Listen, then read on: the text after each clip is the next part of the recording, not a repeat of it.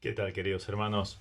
Vamos a seguir con el estudio en Hechos, el capítulo 6. Vamos a ver la segunda parte, donde empieza la persecución específicamente contra Esteban y la reacción y sobre todo un rostro extraordinario.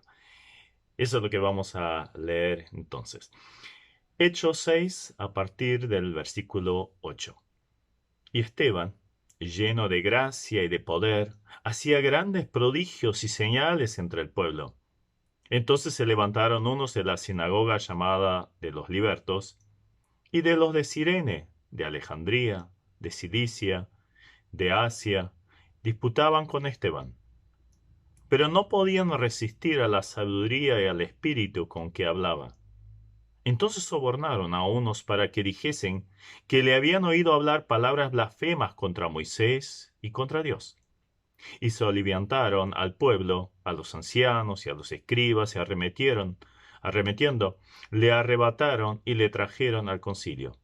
Y pusieron testigos falsos que decían: este hombre no cesa de hablar palabras blasfemas contra este lugar santo y contra la ley.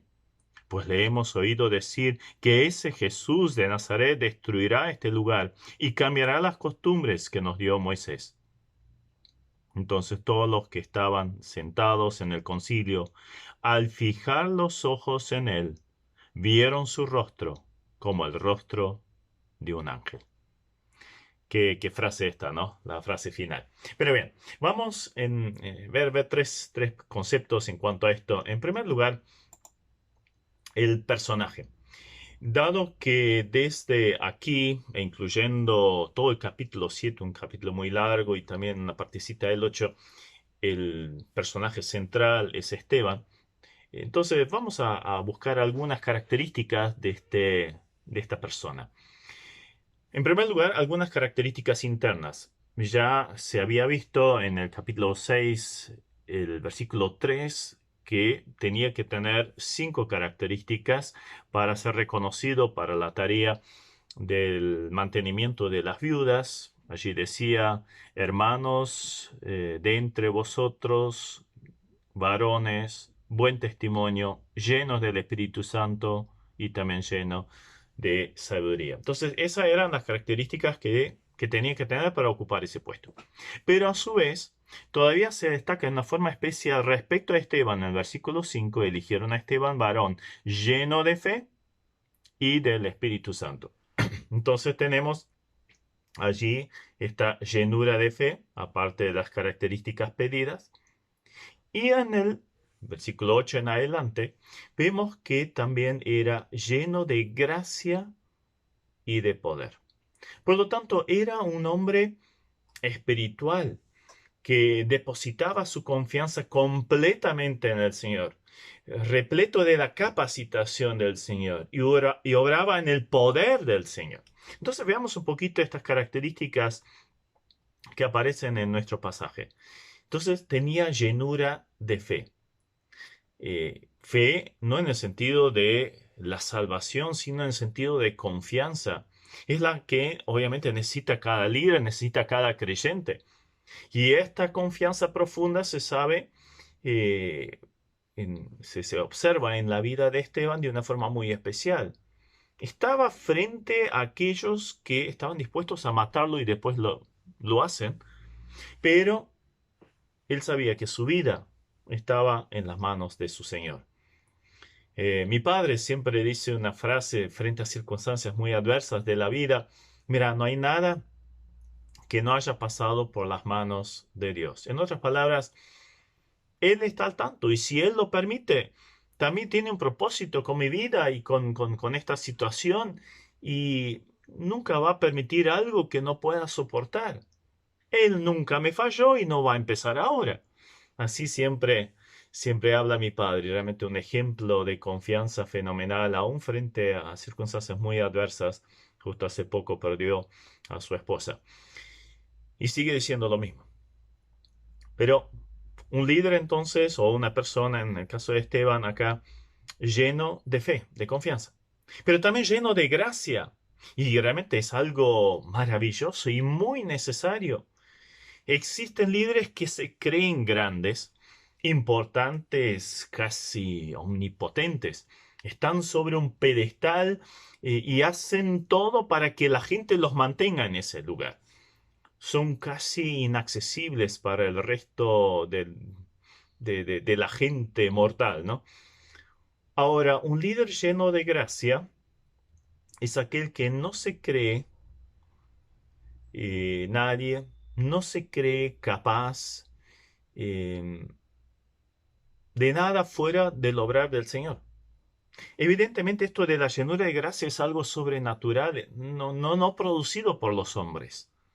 Un líder lleno de gracia está allí justamente porque reconoció su debilidad, su fragilidad, su inseguridad.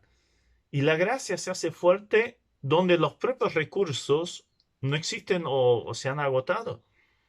Bien decía el apóstol Pablo, y no era cualquiera, era un hombre muy ilustrado, muy conocedor de la Biblia, un hombre muy capaz, con mucha autoridad y reconocimiento público, pero él decía, ¿a quiénes había elegido Dios?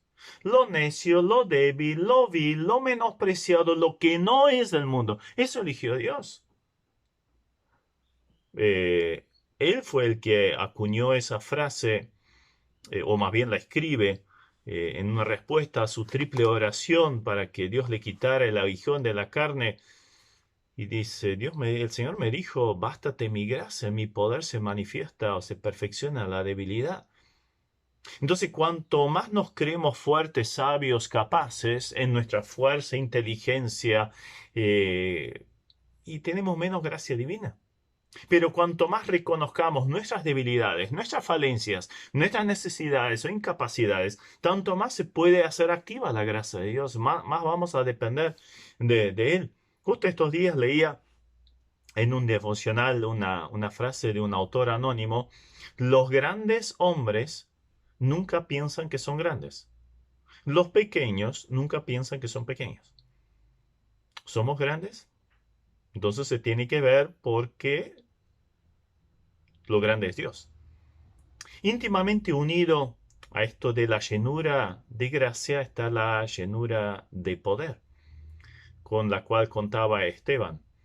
No conocemos cuáles eran las debilidades, las limitaciones de Esteban, pero se veía en él a alguien que servía desde su debilidad y no desde sus fuerzas personales. Y por eso contaba con el poder del Señor. Era la misma fuente de poder con la cual contaba el apóstol Pablo. Justo en el pasaje que recién citábamos, sigue diciendo en 2 Corintios 12:9, por lo tanto, de buena gana me gloriaré más bien en mis debilidades, para que repose sobre mí el poder de Cristo. Por lo cual, por amor a Cristo, me gozo en las debilidades, en afrentas, en necesidades, en persecuciones, en angustias, porque cuando soy débil, entonces soy fuerte. Es que ahí se hace manifiesta, manifiesta el poder del Señor. Justo cuando reconocemos nuestras debilidades y nuestras falencias, ahí se puede manifestar el poder de Dios.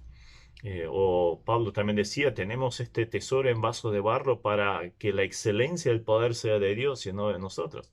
O sea, no para que haya vanagloria, reconocimiento propio. Por la misma razón que decimos respecto a la gracia, también acá es el tema del poder del Señor. Sin Cristo, separados de Él, nada podemos hacer. Él mismo lo dijo, nada es nada. Que se manifieste esto en nuestra vida, entonces va a manifestar la gracia y el poder del Señor. Y ese es el liderazgo que las iglesias necesitan. Las iglesias necesitan estos líderes llenos del Espíritu, llenos de fe, llenos de gracia, llenos de poder divino. Y esto se va a manifestar obviamente en un testimonio acorde en su entorno. Aunque estamos hablando de un líder, obviamente esto también se tiene que manifestar en todo creyente.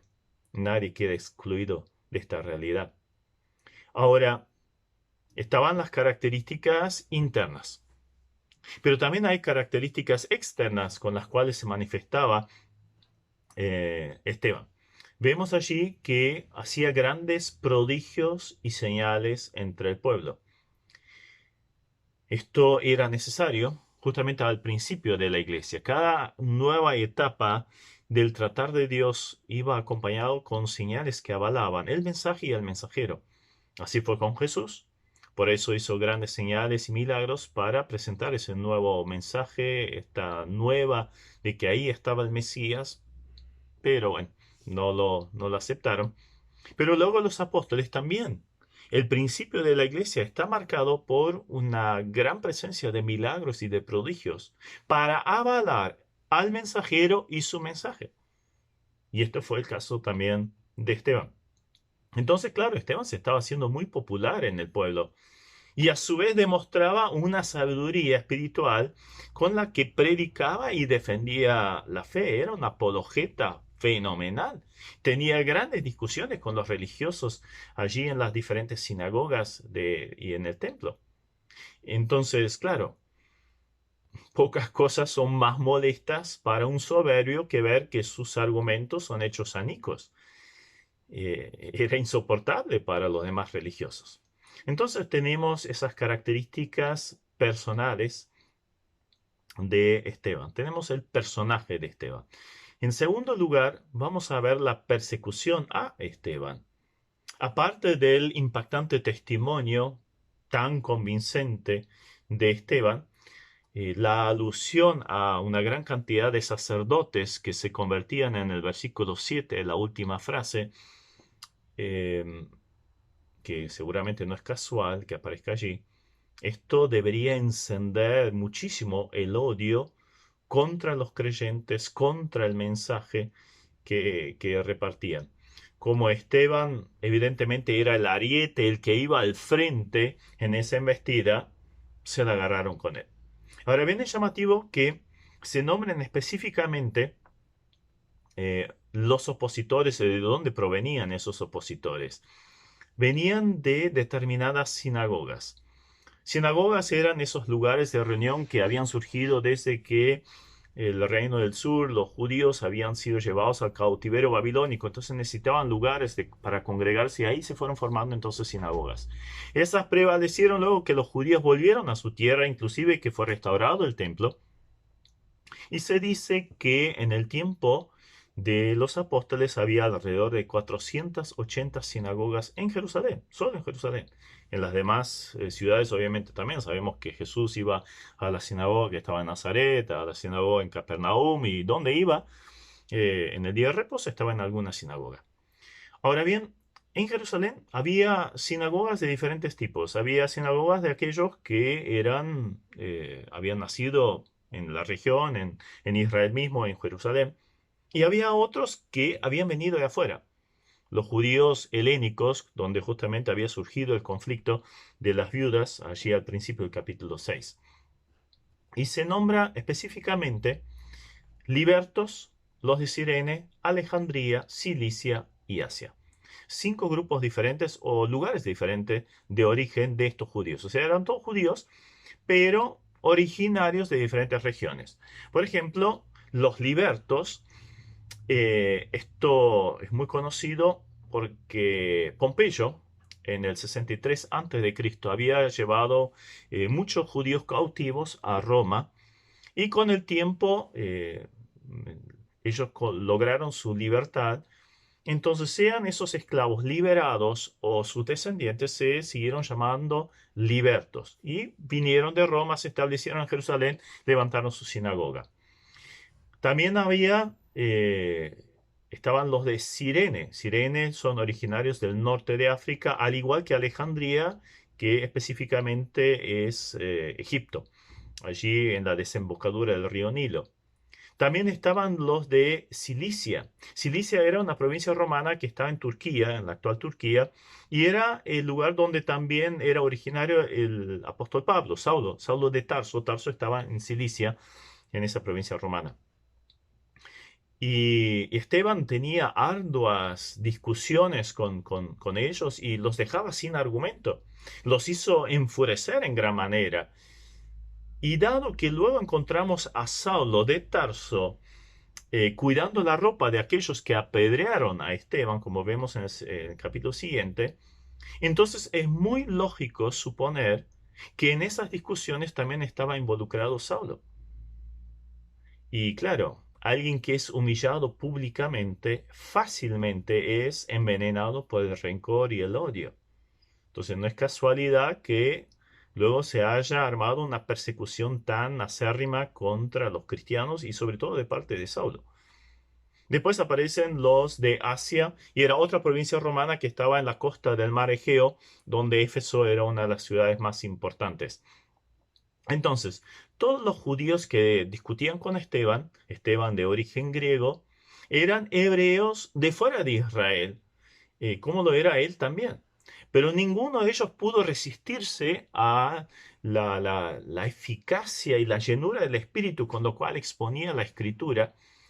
Y con eso empezó la tercera ola de persecución en Hechos. Y con eso se daría la etapa en la cual los creyentes empezaban a ser perseguidos hasta la sangre, o sea, perdían la vida por creer en el Señor Jesucristo. Y a pesar de esto, la cosecha de almas aumentaba cada vez más.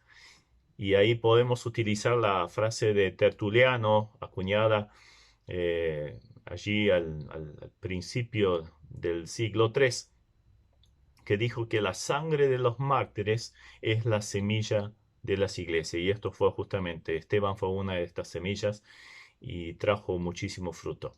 Ahora, la estrategia utilizada para atacar a Esteban se llevó a cabo con sobornos, coemas, ¿sí? A personas que atestiguaran mentiras contra él. Algo similar a lo que pasó con Jesucristo. Realmente hay mucho paralelismo en ambos juicios y en ambas ejecuciones. Al igual que a Jesús, entonces consiguieron falsos testigos. Lo acusaron de blasfemias contra Dios y contra Moisés. Aunque de acuerdo a las leyes de los judíos mismos, una blasfemia solo era válida si se había utilizado el nombre de Dios, en forma indebida, por supuesto, ¿no? Sabemos que en el caso de Esteban esto no fue el caso, pero al haber esta acusación avalada por al menos dos testigos, como lo exigía la ley en Levítico 24:16, entonces si había dos testigos que dijeron, mira, lo escuchamos hablar blasfemia contra Dios, entonces se podía llevar a cabo la pena de muerte. Ahora, la acusación de que, utilizada acá, de que el Señor vendría a destruir el templo, tenía una base de verdad. ¿Por qué? Seguramente Esteban utilizó las palabras del Señor, que había anticipado que vendría la destrucción, sucedería la destrucción de Jerusalén y del templo, y que no quedaría piedra sobre piedra que no fuera destruida. Seguramente Esteban usó estas palabras del Señor. Entonces, claro, no era Jesús mismo que destruiría el templo, serían los romanos en definitiva, o sea, había una media verdad y con eso una mentira completa, pero cualquier amenaza al templo, real o imaginaria, no solo era una ofensa a los sentimientos religiosos del pueblo, sino también una amenaza a los medios de vida. Ustedes saben que los sacerdotes vivían de todo el negocio que se practicaba allí en el templo, Jerusalén, y vivía en gran manera de las fiestas y todos los peregrinos que venían de los diferentes lugares. Entonces florecía en gran manera el negocio. Entonces dependían, su vida giraba alrededor del templo, realmente basado en lo material. Entonces venía alguien que decía que el templo habría de ser destruido. Ah, no, esto es blasfemia, esto no puede ser. Entonces cuando se ataca la prosperidad, el dinero, ahí generalmente no hay valores que valgan. Entonces ahí uno paga una coima para conseguir un juicio falso, injusto, por supuesto, ¿no? La otra acusación a la cual exponen a Esteban es un cambio en la ley de Moisés. También allí habría una verdad a medias. Por un lado, Jesús había dicho que él no vino para abrogar la ley, sino para cumplirla, y la cumplió hasta el punto de morir al ser hecho culpable. Pero también estaría seguramente en la predicación de Esteban el hecho de que no se necesitaban ya seguir los rituales de la ley para poder ser salvo. Alcanzaba la fe en Jesucristo. Y claro, esto no lo podían aceptar. Entonces vemos una vez más como tantas veces a lo largo de la historia, que la religión enceguece. El hombre que sigue la religión realmente se vuelve ciego. En nombre de la religión se hicieron tantas atrocidades y se siguen cometiendo, ¿no? ¿Qué diferencia hay entonces en aquellos que tienen una profunda relación con Cristo? Esto justamente lo veremos a continuación. Entonces tenemos la persona de Esteban, la persecución a Esteban y ahora tenemos la presencia de Esteban. Nuestro pasaje termina relatando esta escena sublime en el versículo 15. Entonces todos los que estaban sentados en el concilio, al fijar los ojos en él, en Esteban, vieron su rostro como el rostro de un ángel. Como el escritor de este libro es Lucas, seguramente tomó esta información de un testigo presencial de este hecho. ¿Quién? Pablo. Pablo estaba allí en este juicio y luego en su ejecución. Entonces pudo testificar de cómo era el semblante de Esteban en este juicio. Esta mirada llena de paz, gloria, mansedumbre, solo la puede tener alguien cuya vida, cuya alma está asegurada en Dios. Claro, estaban viendo un hombre que estaba siendo acusado injustamente, que había sido preso injustamente. ¿Qué se podría ver en un rostro así de una persona atacada de esta forma? Podría verse bronca, resentimiento, angustia, miedo, decepción, ataques, ira. Pero nada de esto. Se veía el rostro como de un ángel. No importaba la oposición, no importaban las circunstancias, no importaba su inminente muerte. ¿Por qué? Porque era un hombre lleno de fe, habíamos visto. Confianza en el Señor. Pase lo que pase, estoy en la mano de Él. Era el resultado de una vida llena de gracia. Toda mi debilidad es suplida por Dios. ¿Y ahora qué voy a contestar? Estoy en las manos de un Dios todopoderoso y que sabe lo que tengo que decir. Y después hay un mensaje increíble, realmente fascinante en el capítulo 7. Entonces todo esto se reflejaba en su rostro unos instantes antes de sufrir un juicio injusto y una muerte atroz. Es que su vida estaba escondida con Cristo en Dios, como dice Pablo en Colosenses 3:3. O como dice un antiguo himno muy querido para mí, está bien con mi alma, está bien.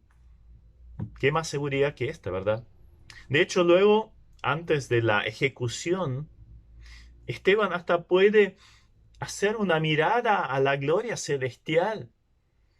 Y Pablo, que presenta o es presente, está presente en este juicio y ejecución luego, es el que escribe, tengo deseo de partir y estar con Cristo, lo cual es muchísimo mejor. Seguramente impactado por el testimonio de un hombre allí al borde de la muerte.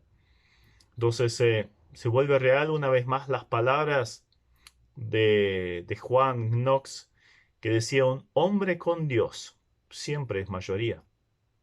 Si Dios es con nosotros, ¿quién contra nosotros? Lo escribe Pablo luego, seguramente impactado por el testimonio de Esteban. Estaba solo, completamente solo frente a un tribunal que lo odiaba y lo acusaba injustamente. Pero era un hombre lleno de fe. Entonces, cerrando este pasaje y esta persona tan extraordinaria, podríamos decir o aplicar a nuestras vidas: ¿cómo enfrentamos nosotros las circunstancias adversas, injusticias que a todos nos toca en la vida? ¿Podemos estar así tranquilos, llenos de paz, llenos de gozo inclusive? Esto solo se logra si hay una vida absolutamente dependiente del Señor, llena de confianza, llena de fe, llena de gracia, llena de poder, con la llenura del Espíritu Santo, porque se vive en la presencia del Señor. Entonces vamos a poder transmitir este testimonio, otros van a ser impactados. Recuerdo el caso de una hermana muy probada. De chiquita, en un hogar muy humilde, a los 8 años ya tuvo que empezar a trabajar, solo tuvo el primero de primaria, casi analfabeta, después se casó y resultó ser estéril, adoptaron un hijo, luego quedó ciega, tuvo un ataque cerebral, un derrame cerebral y quedó parapléjica, o sea, la mitad del cuerpo endurecida. Y en esta situación la conocí. Y como ella conocía mucho a mi padre se había alojado muchas veces en la casa de ella antes de que se volviera ciega. También la fui a visitar. Ya no me podía alojar, pero siempre la iba a ver. Y la primera vez ella palpaba mi rostro para poder saber más o menos mis facciones y tenía el rostro de esta hermana a unos centímetros del mío. Chiquitita ella, bajita, pero realmente veía en ella el rostro de un ángel. Cuando yo la veía a ella pensaba en Esteban. Algo así. A pesar de las pruebas que tenía que soportar, a pesar de circunstancias realmente muy difíciles. Al final, inclusive le tuvieron que sacar los riñones porque se le habían infectado, hacerse diálisis día de por medio. Y en un momento hasta ella dijo, me dijo llorando, mira, realmente me rebelé contra el Señor y el trato conmigo. Y cada mañana escuchaba un pajarito que se posaba en la ventana. Y ahí después de un par de días de rebelarme contra el Señor, me recordé el pasaje que si Dios tiene cuidado de los pajaritos, también va a tener cuidado de mí. Y veía en ella un rostro resplandeciente, un rostro satisfecho con Dios. Su alma estaba en paz. Y esto solo lo pueden aquellas personas que realmente dependen absolutamente del Señor, que lo buscan continuamente. Y entonces esto se va a manifestar exteriormente y otros van a ser impactados. Entonces, transmitimos esta paz en medio de la tormenta, esta seguridad en medio del dolor, esa esperanza aún frente a la muerte. La clave es como Esteban, estar llenos de fe, del Espíritu, llenos de gracia y de este poder divino. Que ese sea también nuestro testimonio, que nos invite a seguir este ejemplo. Dios nos bendiga y nos ayude en eso. Amén.